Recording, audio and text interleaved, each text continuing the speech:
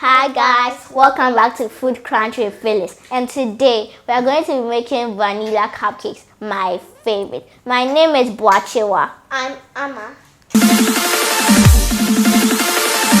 For vanilla cupcakes, we need 125 grams of soft flour, 125 grams of sifted brown sugar, 125 grams of semi-hard butter, 2 large eggs, 1/4 teaspoon of baking soda, 1/4 teaspoon of vanilla essence, and 1.5 tablespoons of full cream milk.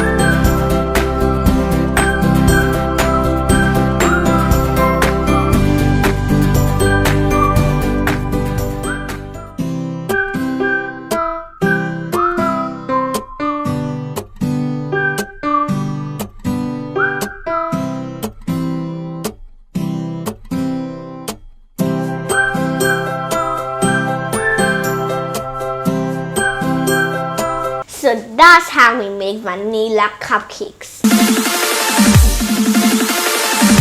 Today we were your hosts and Auntie Phyllis was the co-host. Thank you for watching Food Crunch with Phyllis.